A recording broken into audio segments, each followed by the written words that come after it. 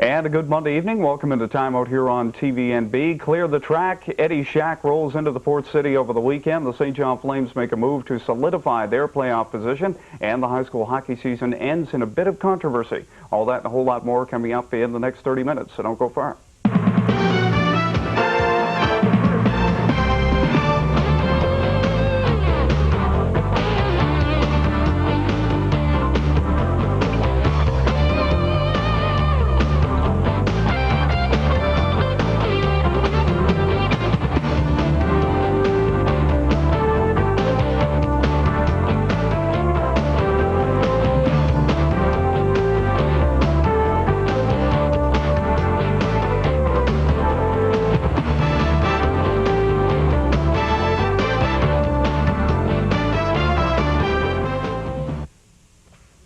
And a good Monday evening. Welcome into timeout here on TVNB. Nice to have you along for the next 30 minutes. We're going to be talking some local sports and as well some NHL with the playoffs just around the corner. Joining me in the studio this week, Andrew Higgins. Nice to have you here, Andrew. Yep. And of course, Bruce McDonald with his set of baseball cap on this week. Cleveland Indians this week. Getting ready for the season, are you? That's right. All right. Nice to have you guys here in the studio. I guess we'll open things up with the Flames. Pretty big week for them. Of course, the Ford World Curling Championships getting ready to move into Harbor Station. So when they move in, the Flames will have to move out. So they are finishing up their 4-game homestand. Got off to a rocky start, a 10-2 thumping at the hands of their rivals on Highway 7, the Fredericton Canadians, on Tuesday night.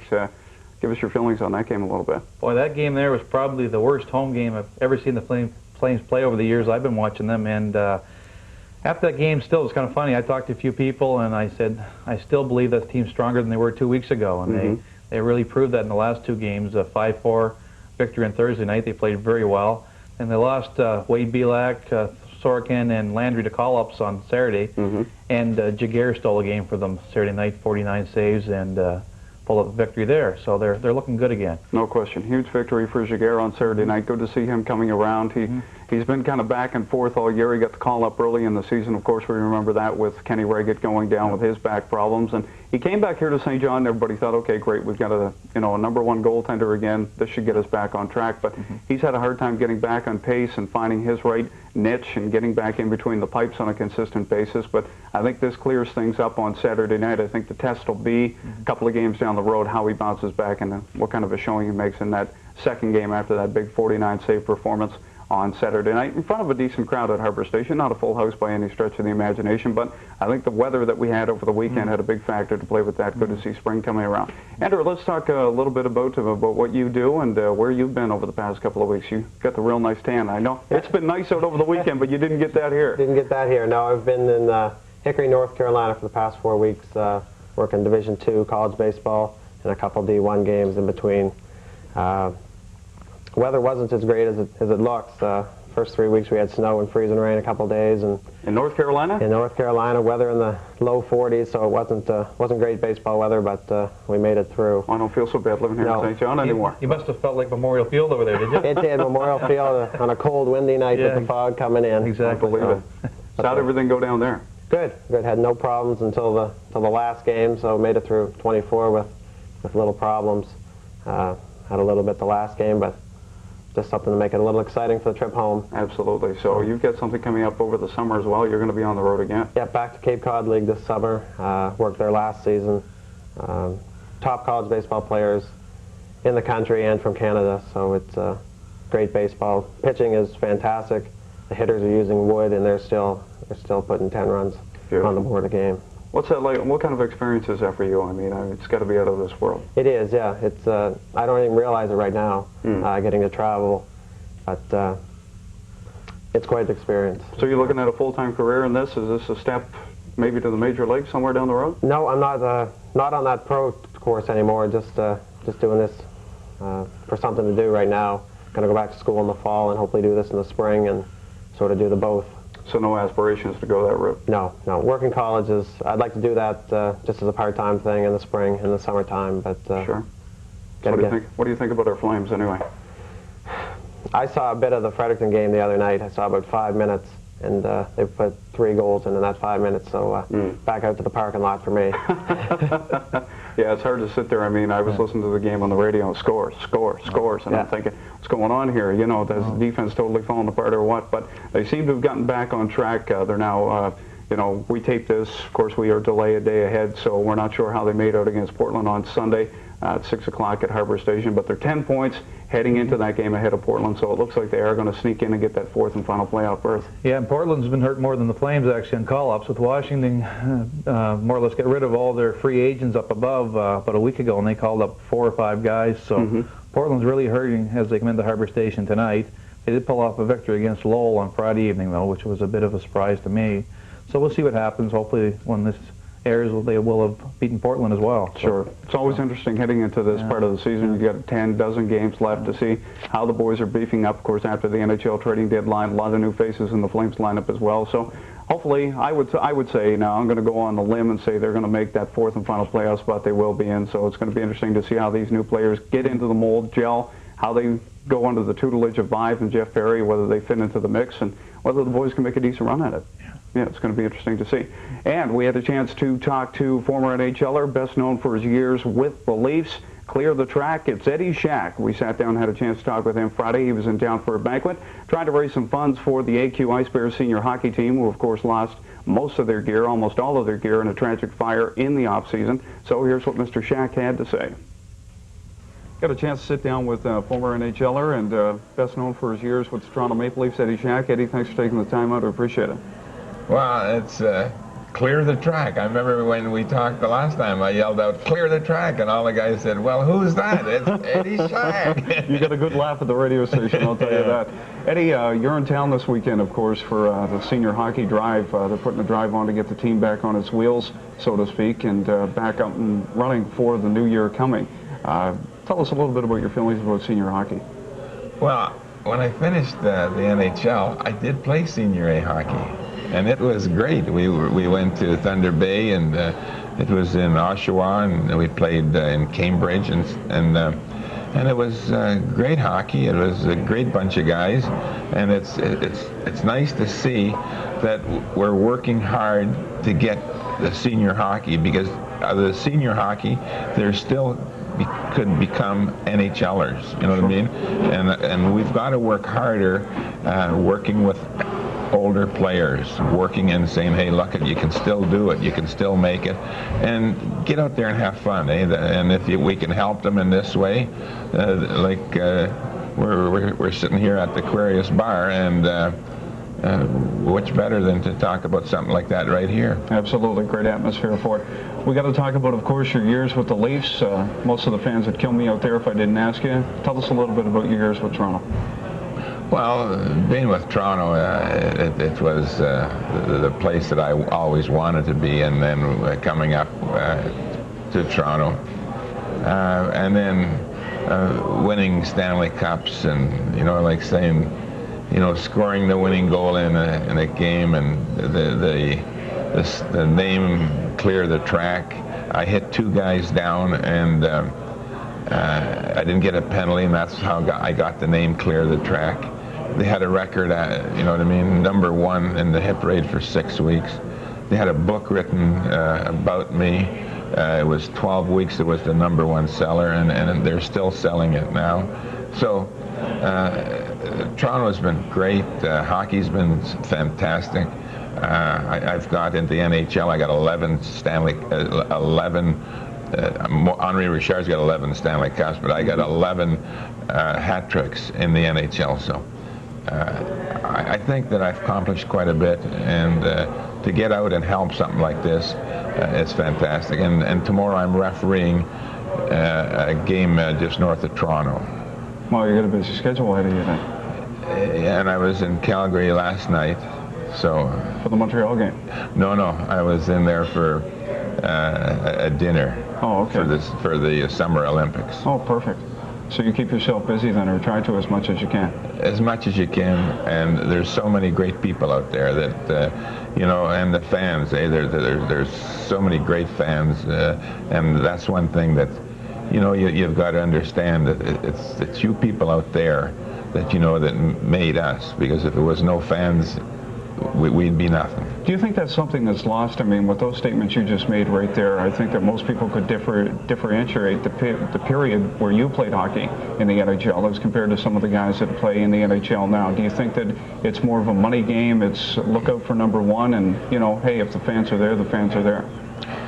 Well, the fans, that they can't afford it in Canada. We're going to be without hockey in Canada, and we started the NHL in, you know what I mean, in Canada. Exactly. So right now, it's a thing that we're in big trouble because of the U.S. Everybody gets paid the U.S. money, and everybody is getting the big salaries. And who's paying for it? It's the fans are paying for it. And if the fans don't go, then the hockey is out. What do you think about this profit sharing idea? They were in Ottawa, Ronald Corey, Ken Dryden, and all of the team owners for the Canadian clubs. Do you think profit sharing is a good idea? Is this going to be the savior of the NHL? Well, whatever the savior is, the thing is what's happening, the salaries are too big. Sure. I mean, the salaries are out of control. And let's face it, if there's less hockey, there'll be less hockey players. So if you're making a certain amount, say when I played hockey, they put a sort of a band on it. Like when you played junior hockey, you made junior B, you made $40. If you made junior A, you made 60. So, and then when you got in the NHL, all you could get was $7,500. If you made the American League, you got $4,500. So they had you know what I mean, jockeyed in that, and you couldn't do anything else. I asked for a $500 raise when I was with New York, and they said no. So I went home. I was a butcher. I goes all the way home, and I goes back to butchering because I was making $50 a week being a butcher, sure, and then making $7,500, and they never even gave me a raise. So I goes back to butchering. I'm butchering there, and the guy says, "What are you doing back here?" Well, they wouldn't give me a $500 raise. Mr. Chester Wilcox says, "Get back there and never mind that you can butcher anytime you want. You can't, you know what I mean? You're traveling to Boston, New York, Chicago, you know what I mean?" So here I am going back, you know what I mean? And then the players today, I said I made $7,500. They said, "Was that a week?" Bit of a reality slap for the boys. So now they're making so much, and now they're ruining our hockey. I mean, let's face it. They're going to and then they want. They're going to the government. Well, who's paying the government? We're paying the government again. Exactly. So why are we going so heavy duty on the players? Say, look, this is what you're going to be getting, and make it everybody that sort of stick with a sort of a salary. I'm not saying against the hockey players, but I'm saying, let's keep hockey in Canada. Why not keep it in Canada? Well, why are we losing Quebec? Why are we losing Winnipeg? Why are we losing? We're going to be losing, and everybody's begging because, like, if you got a business, every day you go in and you're losing money. I mean, I don't think, you know what I mean? Can't afford to keep the doors open, yeah. So it's a thing that we just got to go back to the school and say, look at the kids today. Look at what they're making and playing junior A hockey. Oh, it's outrageous. Yeah. You know what I mean? They're making, and then when they get into the NHL, now they're when they sign, they get so much. You know what I mean? Well, especially if they're touted in the top 10 on the pick. Yeah. You know, I mean, you know, their stock shoots right through the roof. So, like, we have to just go right back. Make it simple. Make it simple and say, look, the players are going to be getting this kind of money. And look at now Detroit. Like Detroit's, like, you know, you look at what they've got now. They bought a Stanley Cup. Absolutely. You know, so a lot of guys are sort of browned off of that because Ottawa has got the best record. Ottawa is doing the best of anyone. They're right down there. They're playing good hockey. They're, you know what I mean? Everybody's working. It's a good team. The coach is absolutely doing a great job. And, you know, like say with Edmonton, like they're doing a good job. Like, you know what I mean? What they're doing, they're developing their players, getting them in good shape, and then selling them, making making some money so they can stay in Edmonton. They want to stay in Edmonton. Edmonton is not going to be in if it's not going to be like with Sather, you know what I mean, with the coach and that. Get this player going, and then we'll sell him to the highest bidder out there. Like, you know what I mean? That's like what they done to Gretzky. That's like what they done to Messier. They just, you know what I mean? Couldn't afford to keep them anymore. Can't afford to keep him. I mean, you can't do much about it, but that's the way life is. Let's turn to a little bit of a happier subject here. What was your all-time favorite? Who was the team you really got jazzed up for to play against when you went into their barn? Well, I like, Boston. I like Vancouver. I like, you know what I mean, that when you're playing, you like them all. Like ice is ice, and the crowd is like, you know what I mean. If they're booing you, you love them. If they're cheering you, you love them more. So, Exactly. So every rink you go to, and when you score a few hat tricks and that, you sort of take a favorite to a certain place. But Chicago, the old Chicago arena was something else. The arena, the organ, and whoever sang the national anthem. It was absolutely, you could feel the people. You could feel the inside you. You could feel that, you know what I mean? Like, and there would be even tears come from in your eyes. You know what I mean? Because it was such a great feeling, and you know the fans are Chicago fans. You know what I mean? You know you've got to do something here. Exactly. Yeah. I think it's safe to say that you were a bit of a character when you played in the league. Is that a safe assumption? Well, I was an entertainer. I was a hockey player. I've done, you know what I mean, I've scored 20 goals for every team that I was with. I've accomplished in hockey what I wanted to. I've accomplished in business what I wanted to do. Mm-hmm. So all these things you know what I mean, that I didn't go to school. My education, they say, how far did you go to school? I said 4 miles. You know what I mean? But I would not, because to this day, I do not read or write. Mm-hmm. You know what I mean? But if you're a handicap in one, you're stronger than the other. Sure. You know, so I've got to thank my wife in a lot of ways, because whenever the houses would go up, she'd say, act up and let's get the hell out of this town. So here we are in another town and making quite a bit of money, and just like the money that we made on the house in LA, we bought a golf course, and we sold a golf course 3 years ago. So all these things happens, and it happens for better. Absolutely. I got to ask you about Harold Ballard. What was it like to work for him?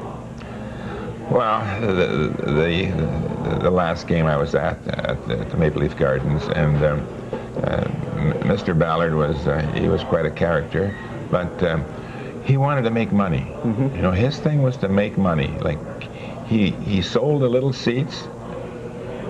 He had the big seats at the gardens. He sold them. He got little seats. Sure.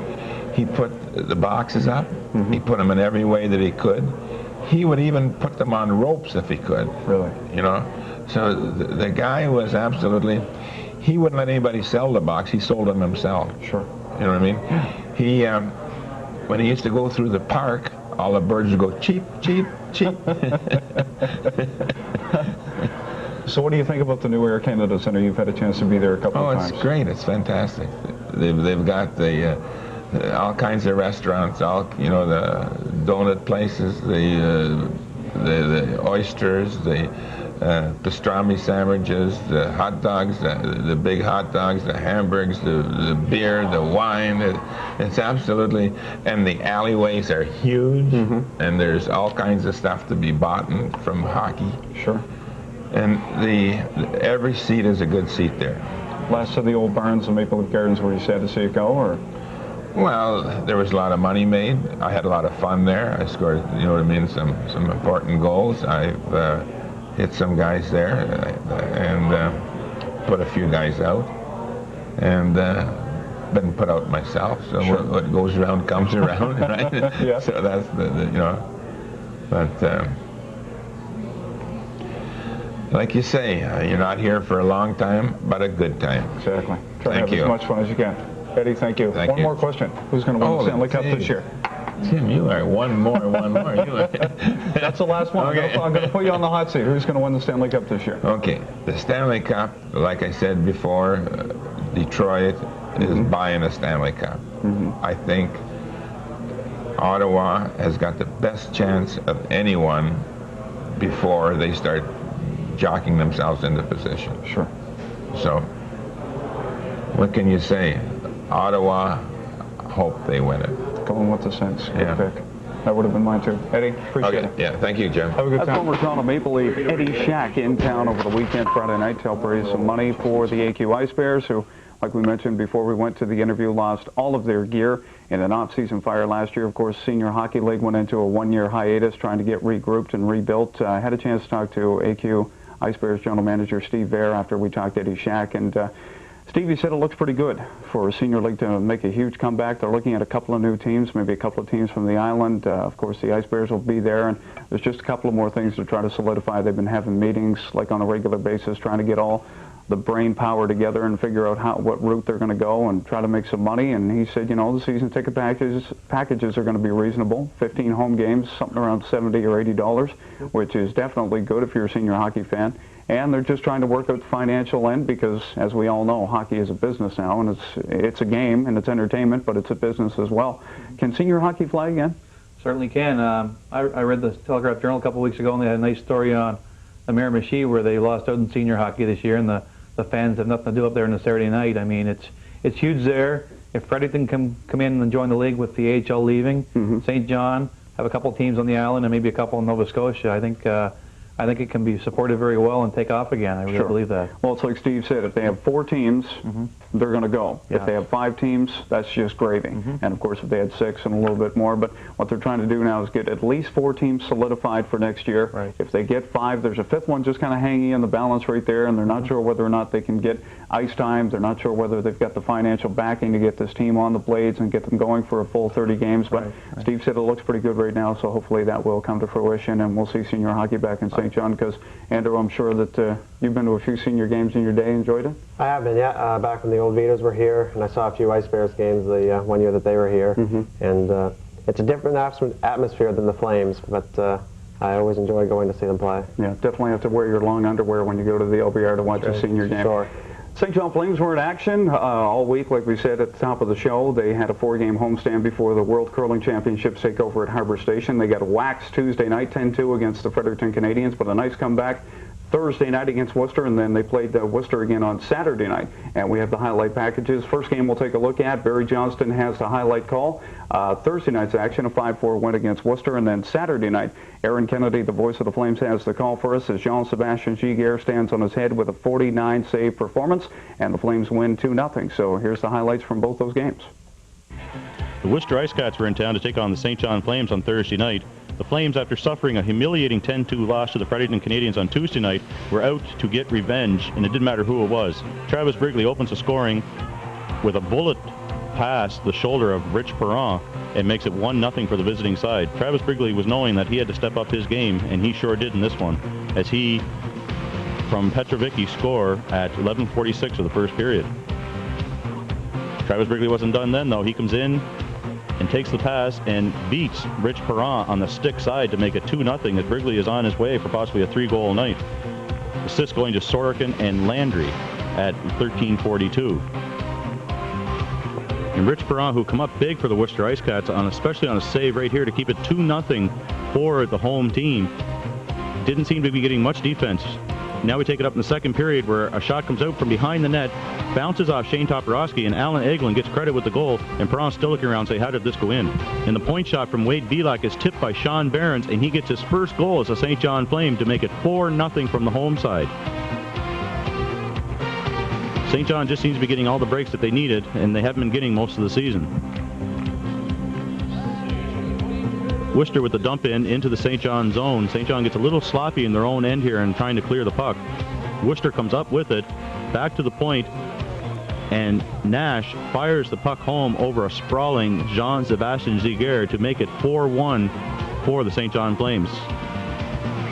St. John starts to flex a little muscle with Steve Bégin, Rory Fitzpatrick going toe-to-toe here. And we'll give the decision to Steve Bégin on that one as he tosses Rory Fitzpatrick down to the ice. That seems to fire up the Flames. which they didn't really seem to need because they were winning at that time 4-1. But here comes a streaking Jeff Cowan down the left wing, crashes to the net, pays the price, but gets the goal, which is all that counts right now. Make it 5-1 for the home side. St. John getting a little sloppy now, trying to protect the lead. Still in the second period, the point shot beats Giguère and makes it 5-2 for the Flames. Helmer getting credit with the goal there, and Giguère seems to be fighting the puck from the point shots now. With Worcester on the power play, the point shot goes in, hits the Worcester player, and Stéphane Roy is there to pick up the rebound and fire it home to make it 5-3 St. John's favor. There were lots of hits in this game, though, as Jeff Cowan catches Andrei Podkonicki with his head down, and that's it for Podkonicki. He limps to the bench with what appeared to be a knee injury. We don't know how long he may be out for. And with Worcester on the power play, they cycle the puck well down low. The shot comes out from behind the net, and Bryce Salvador makes no mistake and fires the puck home past a screen Jean-Sébastien Giguère, making the score 5-4 for the home side. And with St. John thinking they score one at the buzzer, but the buzzer beats them, but the final is 5-4 for the St. John Flames. Puck in neutral ice. Wrigley comes up with it for St. John. Wrigley carries into the Worcester zone with a shot. That one's wide. Varlamov from the right wing boards, backhands it behind the net. Wrigley in front. Cooper scores!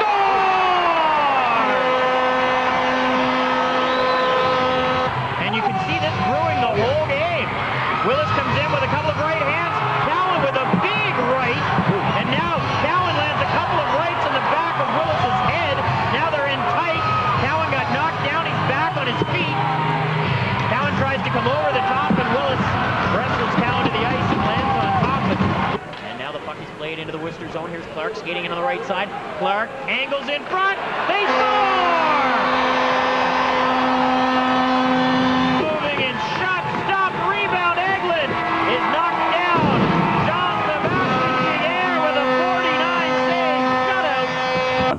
Thank you very much to Barry Johnston and Darren Kennedy with those calls from Thursday night's game and Saturday night's game as the Flames win 5-4 on Thursday night, and a spectacular game Saturday night, 2-0, both games against the Worcester Ice Cats. So it looks like we said at the top of the show, they're solidifying their playoff drive. It looks like they're going to get that fourth and final playoff berth in the Atlantic Division. So we'll have to wait and see now how they make out once the playoffs get rolling. Gentlemen, I'd like to thank you both for coming in.